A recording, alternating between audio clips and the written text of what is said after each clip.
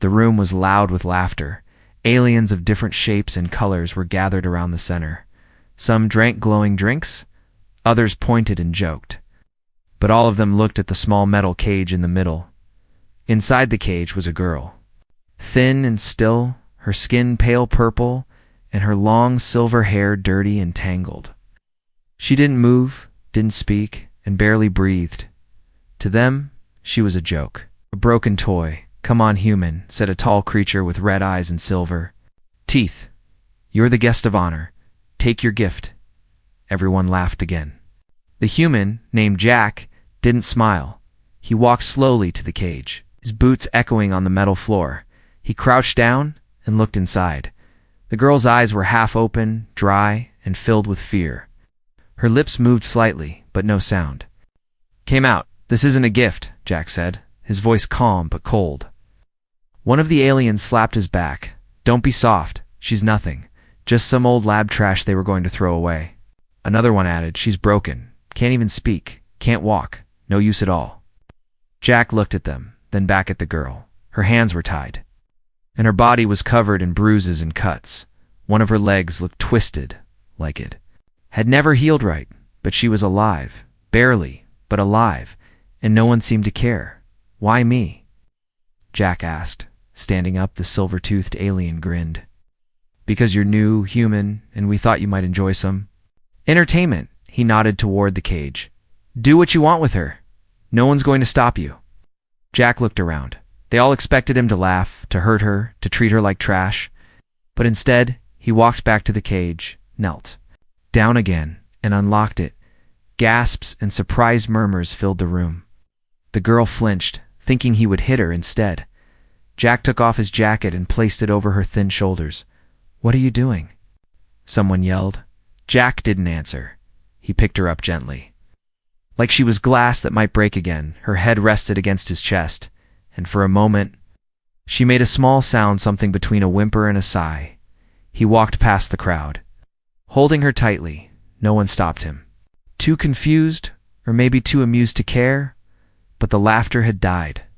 No one was laughing now. He left the bar and stepped out into the cold night. The air was sharp and the wind bit through his shirt. Still, he held her close, keeping her warm. She didn't speak, but her fingers gripped his sleeve weakly. That tiny movement meant something. She didn't want to be alone anymore at his small camp. Just outside the settlement walls, Jack placed her on a padded blanket near the heat lamp. He poured water into a cup and offered it to her. She looked at it like it was poison, then at him. Slowly, she took a sip, then another. Her hands shook. But she drank every drop. Jack didn't ask questions. He didn't push her. He just stayed. Nearby, letting her know she was safe now, he had no idea who she was, where she came from, or why she had been treated that way. But none of it mattered. She was a person, not a toy. And she didn't belong in a cage. Later that night, she fell asleep wrapped in his old jacket. Her breathing was soft and slow, but peaceful. Jack sat beside her, keeping watch. He didn't know what he had just stepped into, but he knew one thing: this girl had been broken by someone. And now, if he wanted to help her heal, he would have to be careful. Someone might come looking for her, someone dangerous, but Jack didn't care. He had seen enough cruelty in his life. Now, for once, he wanted to do the right thing, even if it meant risking everything. And as the fire crackled beside him, he made a quiet promise: he would never let her be caged again, not while he was still breathing. The girl didn't speak. Not that first night, not the next day either. She sat near the heat lamp, curled in Jack's jacket. Eyes always open, always watching. She looked like she didn't trust the warmth. Like any moment someone might take it away, Jack brought her food, soft bread, and a warm broth he made from his supplies. He placed it near her and stepped back, not wanting to scare her, but she didn't move. Only her eyes followed him, like a wounded animal trapped between fear and hunger. He sat down. Across the small room, not too close, he waited, quiet, patient, outside. The wind howled through the dead trees. Inside, the air was still and tense. Finally, after almost an hour, she reached out. Her fingers were thin, shaking. She touched the edge of the bowl, and slowly brought it to her lips. The first sip made her flinch like it might burn her. But then she drank. Slowly, carefully. Jack didn't cheer or speak. He just nodded once to himself. It was a small victory, but it meant everything that night. He placed another blanket near her and lay down across the room. He left the heat lamp between them. He didn't want her to feel trapped, but he couldn't. Sleep. Every time he closed his eyes, he remembered her face. Not just the bruises or the dirt, but the fear, the silence. The way she kept looking at the door like someone terrible might walk through it. Around midnight, he heard something. Not a word, but a soft sound like a broken breath. He looked over and saw her shaking. Curled up tighter in the blanket, tears rolled down her cheeks, though she made no noise. Jack didn't move. He didn't want to scare her, but he whispered quietly, "You're safe now, I promise." The shaking didn't stop, but her eyes slowly opened. She looked at him, not with fear this time, but confusion, like no one had ever told her that before. In the morning, she was sitting up, her back against the wall, her hair still tangled, her skin pale, but her eyes looked clearer. Jack crouched beside her. Holding out a bottle of clean water, she stared at it, then at him. She didn't take it right away, so he opened the bottle and took a sip first, then gently held it out again. This time, she reached for it. Her hand brushing his fingers, it was like touching fire. Her reaction was so quick, pulling back in fear. But Jack didn't flinch. He just smiled a little and placed the bottle beside her. "You don't have to be afraid," he said, voice soft, her lips parted. Like she wanted to say something, but no words came out, only a quiet breath. He saw then that her throat had scars, faint but long, old cuts, healed poorly, something. Or someone had tried to silence her. Jack's jaw clenched. Who would do that to a girl so young, so small? She was no soldier, no threat. Just a girl with haunted eyes and a body covered in pain. The next few days were slow. He didn't ask her name, didn't push her to talk. He spoke to her sometimes soft stories, jokes, or simple things like, "The wind's strong today," or "I'm going to cook now." She listened, always, eyes locked on him. And sometimes, when he caught her off guard, she blinked like she was confused by his kindness. Then, one evening, something changed. He was making a fire outside, and she stepped out of the shelter, wrapped in his jacket. She stood there in the cold, staring at the sky. Her bare feet touched the snow-covered grass, but she didn't care. Jack turned to her. Surprised but quiet, she lifted her hand slowly and pointed to the stars, then tapped her chest with her. Paulman looked at him, eyes wide and serious. She was trying to tell him something. Jack walked closer, moving slow. "Home?" he asked, pointing to the sky. She nodded once, then hugged herself. Her body shaking not from cold, but from something deeper. She missed her world, her people, her family. Or maybe they were all gone. Jack didn't know. But in that moment, he understood this girl wasn't just broken. She was lost, alone, and afraid to feel anything. He stepped beside her and gently placed his hand on her shoulder. She stiffened at first, but didn't move away. And then slowly, she turned and leaned her head against his arm. She didn't speak, but her eyes closed for a second. And in that second she looked peaceful. That night, as they sat by the fire, Jack made a quiet promise again. He didn't care where she came from. He didn't care who wanted her back. He was going to protect her, and maybe, just maybe, help her find her voice again, but deep. In the shadows of the forest, something watched them. A tiny red light blinked once, then vanished. One had found her trail, and they weren't coming to help. Jack had seen wounds before. He had fought in battles, patched himself up, helped others when he could. But nothing had prepared him for what he saw on her back that morning. It started when she tripped. She had been trying to walk across the clearing, her legs still weak, still learning strength. Jack had offered to help. But she shook her head. She wanted to walk on her own, but her right leg twisted and she fell. Landing hard on the frozen ground, Jack ran to her, gently lifting her to a sitting position. She winced, and her breath came out fast and sharp, easy. He said, "You're okay?" She nodded, trying not to cry. He saw her wince again as she touched her back. Let me look, Jack said softly, reaching for her jacket. She hesitated, her eyes wide with fear again. He stopped, held up both hands. I won't touch unless you say yes. Her eyes flicked from his hands to his face. Then, slowly, she turned around and pulled the back of the jacket down herself. And Jack froze. There, across her back, was a thick, deep scar. Not from a wound of war or accident. It was a burn long. Dark and cruel, a brand, shaped like a symbol, twisted and sharp, marked into her flesh long ago and never allowed to heal properly. Jack didn't speak, didn't move. His heart pounded as he looked at it. Who would do something like this to a girl? Who would burn a child and leave her to suffer? The girl turned slightly, her eyes watching him again. She looked ready to run, ready to fall apart. But Jack didn't show anger not toward her. He reached down, pulled his jacket back over her shoulders, and said softly, "You didn't deserve that." Something shifted in her expression. She didn't smile, but her eyes softened, as if she had been waiting for someone to say those words for years. Later that night, Jack sat outside the shelter, staring at the fire. He kept seeing that mark, that horrible brand. He had seen symbols like it before, back when he worked near the outer research colonies.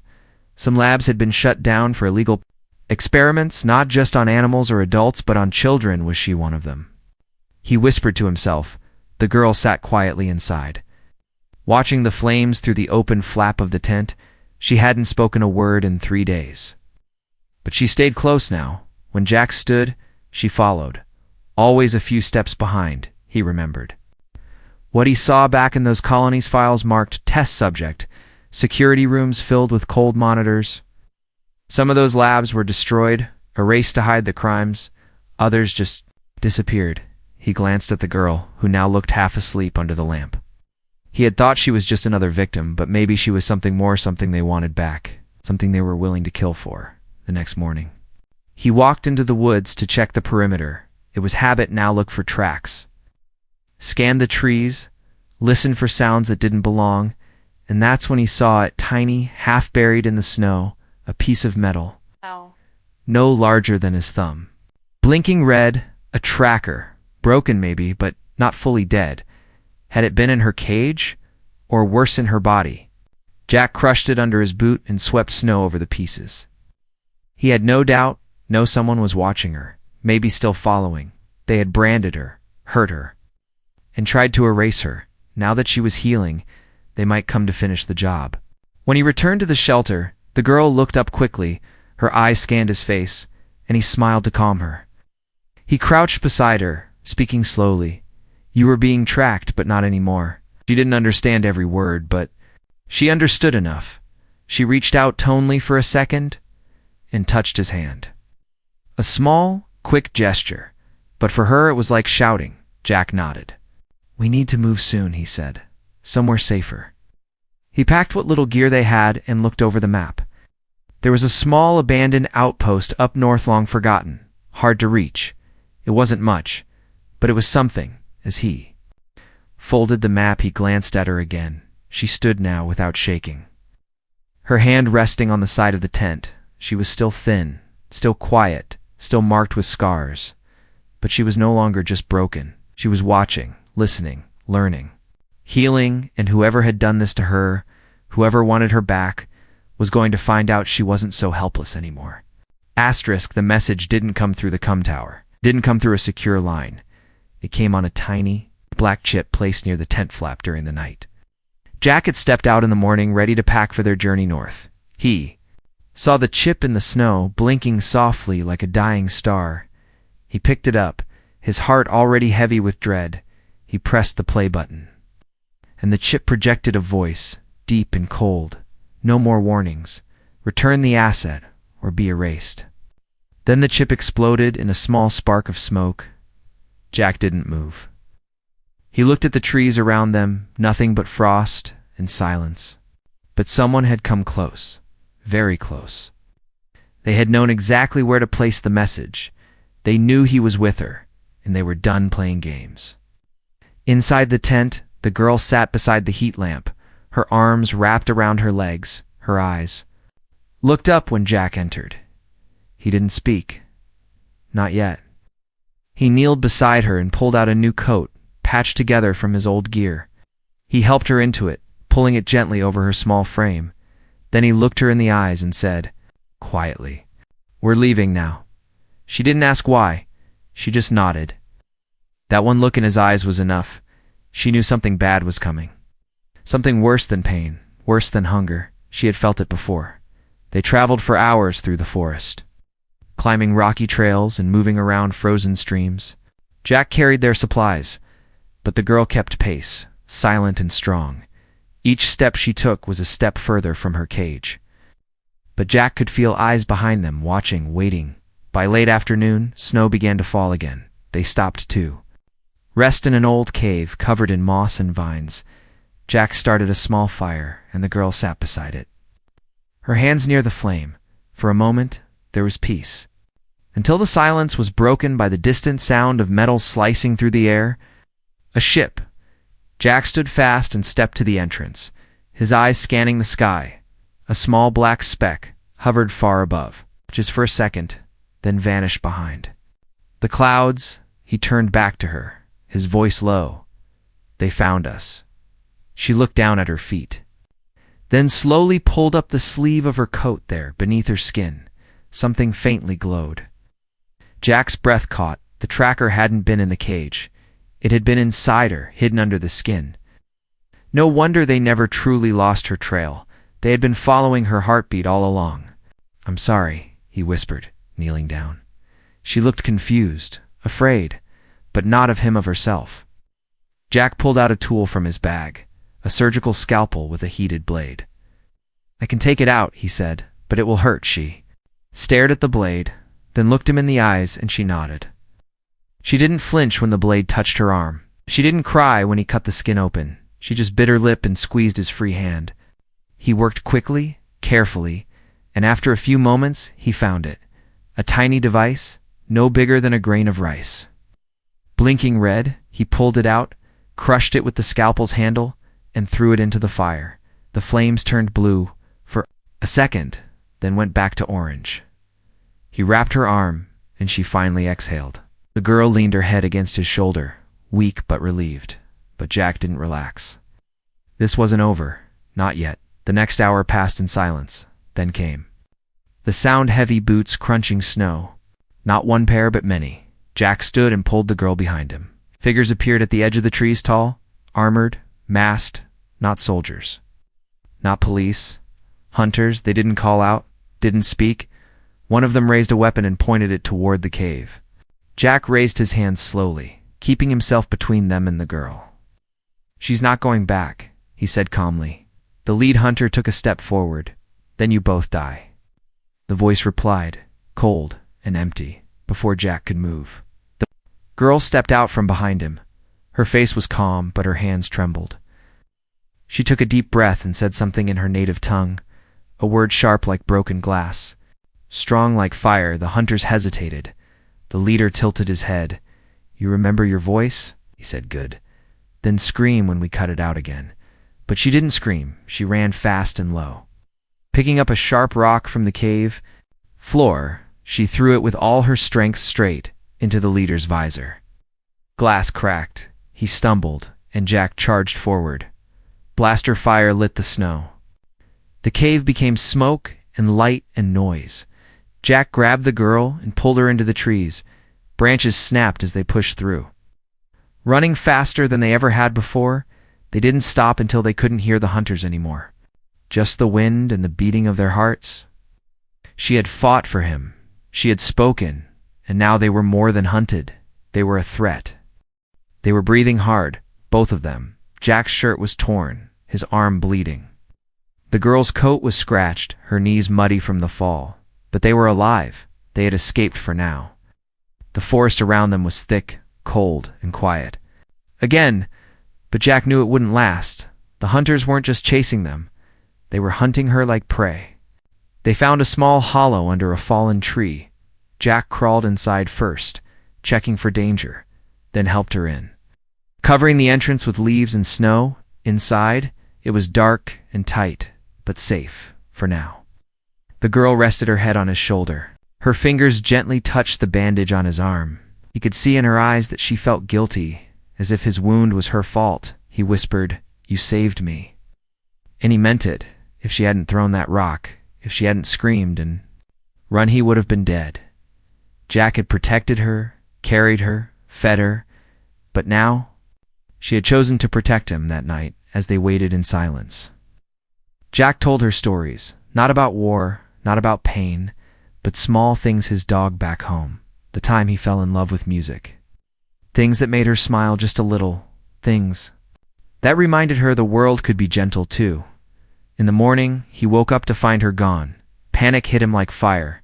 He crawled out from the hollow, calling softly, "Where are you?" Then he saw her, standing in a clearing. She held a broken branch in her hands, swinging it slowly like a sword. Her stance was off, her movements shaky. But she was training. Jack stepped closer, and she turned to him. He smiled. "What are you doing?" She raised the branch and whispered, "Strong." Her voice cracked, but the word was clear. She wanted to be strong, not just for herself, but for him. She had spent too long being silent, weak and caged. Now she was choosing something else. Jack helped her train that day. He showed her how to balance her feet, how to grip the stick like a weapon. She wasn't fast yet, but she learned quick. Every swing had purpose. Every time she missed, she growled softly and tried again. Jack didn't laugh or tease her. He only corrected gently. When she finally got it right, she looked at him not with pride, but with determination. That night, they moved again, deeper into the hills, toward the old outpost Jack remembered. From his maps, it was a long walk, dangerous and steep, but they kept going. Even when the snow returned, at one point, she slipped on a rock. Jack reached out, but she caught herself, stood up, and kept moving. She didn't need to be carried anymore, not always, but the danger hadn't left. As they walked, they noticed sign scratches on trees. Disturbed ground? Jack knew those marks. The hunters were still tracking them. And they were getting closer. That night, they made camp in an old storage shack, half buried in ice. Jack set traps around the outside. Simple alarms made from wires. In cans. Inside, the girl helped him boil snow into drinking water. She didn't just sit anymore, she worked. Helped, moved with purpose, and then something strange happened. She reached into Jack's bag and pulled out a small cloth patch. One from his old uniform. It had the Earth symbol on it, blue and white with stars. She touched it, then pointed to herself. Jack tilted his head.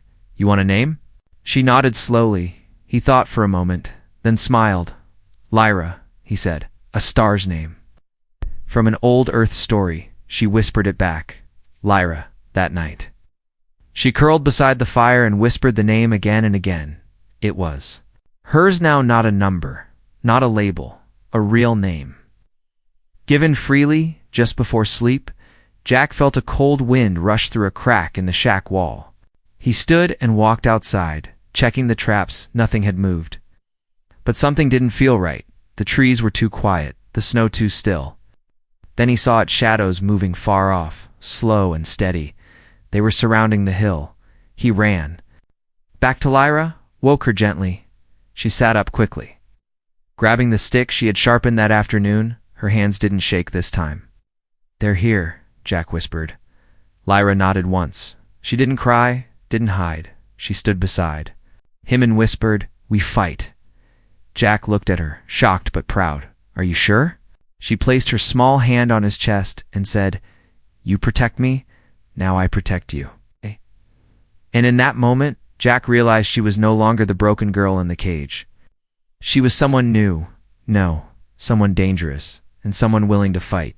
They reached it just after sunset. The trees thinned out. And there it stood, an old building buried under frost and vines. It was shaped like a bunker, low and wide, with half of its roof collapsed. Snow covered most of the structure, but the steel doors at the front were still there. Half open like a broken mouth, Jack stopped in front of it, breathing heavy. He had been here once, many years ago, during a supply drop run, back then. It had been cold and lifeless. Now it felt. Watched beside him, Lyra stared at the building. At first, she said nothing. Then her knees gave out and she fell into the snow. Jack rushed to catch her, Lyra. He whispered, her eyes were wide, locked on the building, and her lips moved in silence. He had seen this look before, fear. Not from the moment, but from memory. She was remembering something. Something that happened inside that place. Jack helped her sit, wrapping his coat around her. "Do you know this place?" he asked. She nodded once. Slow, she pointed to her back, where the scar was, then to the building. Jack's heart sank. This wasn't just some abandoned lab. This was the place where she had been marked, broken, and nearly erased. And now they were back. He looked at the forest behind them. They were still being hunted, and the snow had already covered their tracks. They needed shelter. And as painful as it was for her, this was the only place nearby they could hide. Jack stood and held out his hand. "We'll go together," he said. Lyra hesitated, then slowly placed her hand in his. Together they stepped inside. The air inside was cold and dry. The lights were dead, but Jack's flashlight lit the old halls. Dust floated like ghosts in the beam. Old tools and broken machines lay scattered across the floor, but it wasn't empty. Not really. They walked past old rooms with shattered glass, tables covered in straps, and deep stains on the walls. Lyra didn't speak, but her breathing was sharp. Jack could see her hands shaking. She wasn't just scared, she remembered. They stopped at a locked door near the back. Jack used his crowbar to force it open. Inside was an old office, the walls lined with shelves and data screens. The lights flickered once, then, to Jack's shock, turned on. Power still ran through the place.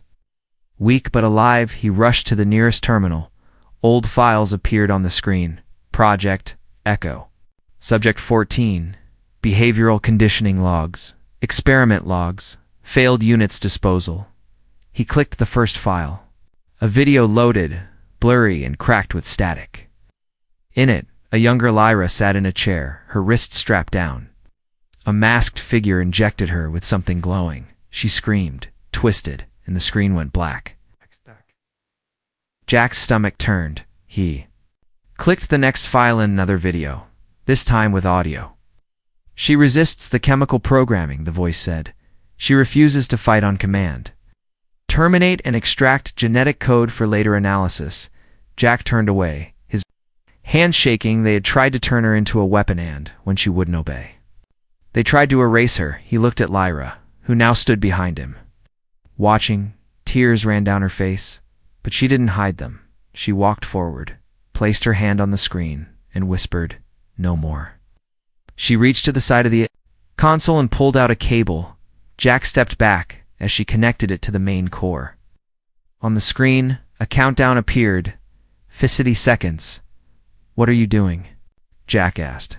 She looked at him, her voice low but steady. "Erase all of it," she said. "All of them." Jack nodded. They watched the timer hit 0, and the lights blinked once, twice, then went out. The old lab screen shattered on their own data drive, sparked and melted. Everything was gone. They stood in the dark for a moment. And Jack realized this was the first time Lyra had taken control. Not as a weapon, not as a victim, just as herself. Ow. But before they could leave, a sound echoed through the hallway. Metal boots, steady and sharp. Jack grabbed Lyra's hand and pulled her into the side hallway. They crouched behind a wall, watching shadows move past the broken glass. 3 hunters entered the office seconds later. They were too late to save the data, but not too late to kill. The leader looked around, then touched a device on his chest. "Subject is here," he said. "Permission to terminate both." X. Hand tightened around Lyra's. She looked up at him, calm but ready, this time. She wasn't running, and neither was he. The hallway was dark and cold, but Jack could feel Lyra's hand in his. Warm and steady, behind the broken wall, they waited, breath held, hearts pounding. The hunters were in the next room. Their boots heavy, their weapons ready. "We move." "On my mark," Jack whispered. Lyra nodded once. No fear in her eyes this time, only focus. He remembered when he first saw her curled in a cage, broken, silent. Now she crouched beside him. Scarred but standing tall, she wasn't the same girl anymore. Jack took one last look around the corner, then threw a small metal disc into the room. A flash of light burst out white and loud. The hunters staggered, blinded now, Jack said. They ran from cover, Jack, firing low, aiming to push them back. Lyra moved beside him like wind. Fast and sharp, she picked up a broken pipe and slammed it into the arm of one of the hunters. Armor cracked. One hunter raised his blaster, but before he could shoot, Lyra grabbed his wrist and twisted. He screamed as the weapon dropped. Jack tackled the last one, slamming his head into the wall. Then it was silent again. The three hunters lay on the ground, unconscious or worse. Jack looked at Lyra, out of breath. "You okay?" he asked. She nodded, then pointed at the console in the main hall. The emergency beacon, the facility still had a signal tower, old but working. Jack understood what she meant to send the truth. All of it.